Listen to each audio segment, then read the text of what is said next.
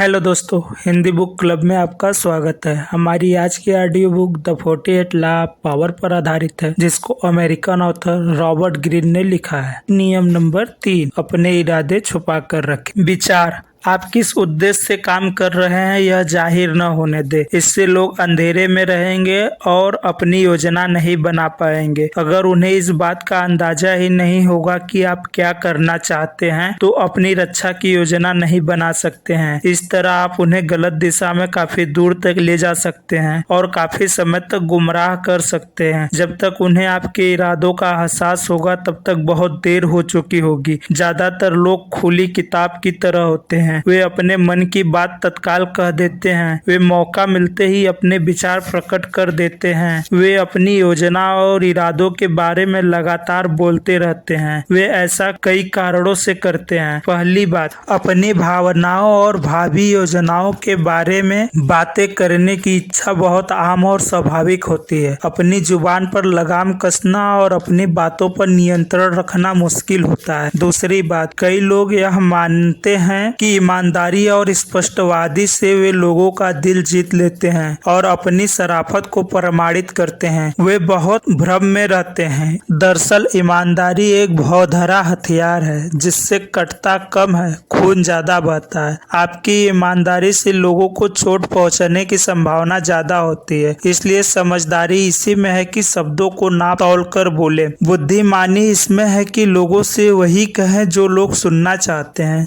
यह समझदारी नहीं है कि आप उन्हें वह कूट सच्चाई बता दे जो आप महसूस करते या सोचते हैं। इससे भी महत्वपूर्ण बात यह है कि जब आप अपने इरादों और भावी योजनाओं के बारे में खुलकर बता देते हैं तो आपके बारे में कुछ भी छिपा नहीं रहता है। ऐसी स्थिति में लोग न तो आपका सम्मान करेंगे न ही आपसे डरेंगे। ध्यान देने वाली बात यह है कि जिसका लोग सम्मान नहीं करते हैं या जिससे लोग डरते नहीं हैं, उस व्यक्ति के पास शक्ति कभी नहीं आती है। अगर आप शक्ति चाहते हैं तो ईमानदारी को एक तरफ रख दें और अपने इरादों को छुपाने की कला सीखें। अगर आप इस कला में पारंगत हो जाएंगे तो आप हमेशा फायदे में रहेंगे। इरादों को छुपाने की योग्यता के पीछे मानवीय स्वभाव की एक साधारण सी सच्चाई है। प्रायः हम दिखने वाली चीजों पर भरोसा करते हैं। हम जो देखते हैं और सुनते हैं उसकी सच्चाई पर हम संदेह नहीं करते हैं। अगर हम दिखने वाली चीजों के पीछे दूसरी चीजों के छिपे होने की कल्पना करेंगे तो हम न सिर्फ बहुत थक जाएंगे बल्कि दहशत में भी रहेंगे। इस कारण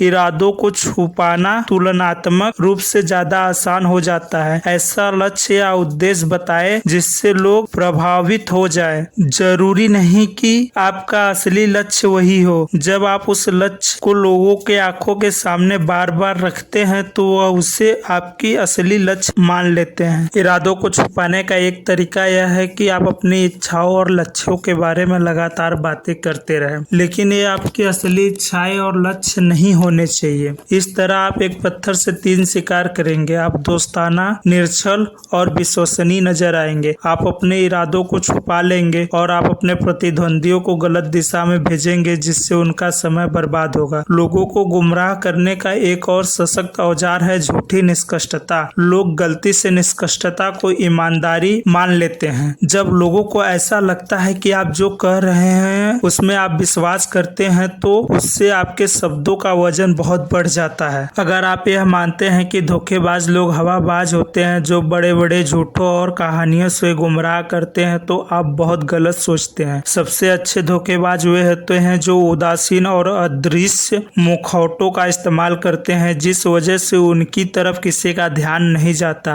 वह जानते हैं कि अनावश्यक शब्दों और हरकतों से लोगों का संदेह तत्काल जाग जाएगा, इसलिए वे अपने लक्ष्यों को सामान्य जाने पहचाने और मासूम शब्दों के पीछे छिपा लेते हैं। एक बार जब आप जाने पहचाने शब्दों का इस्तेमाल करके सत्कर्ता का दावा देंगे तो फिर उनका ध्यान इस बात की तरफ नहीं जाएगा कि इन शब्दों के पीछे धोखा देने का इरादा है। आपका नकाब जितना एक रूप होगा आपके इरादे यादें उतनी अच्छी तरह से छिपे रहेंगे। नकाब का सबसे आसान रूप है चेहरे के भाव। उदासीन और भावहीन चेहरे के पीछे हर तरह की विनाशकारी योजना बनाई जा सकती है, जिसका किसी को भनक भी नहीं लगेगा। इतिहास के सबसे शक्तिशाली लोग इस हथियार का इस्तेमाल करने में निपुण थे। कहा जाता है कि फ्रैंकलिन डी रूजवेल्ट के चेहरे को देखकर कोई भी उनके दिल की बात नहीं समझ सकता था। बैरन जेम्स रॉथस्चाइल्ड ने तो पूरी जिंदगी इस बात का अध्ययन किया कि वे नकली मुस्कुराहटों और भावहीन चेहरों के पीछे अपने असली विचार छिपा ले। तस्वीर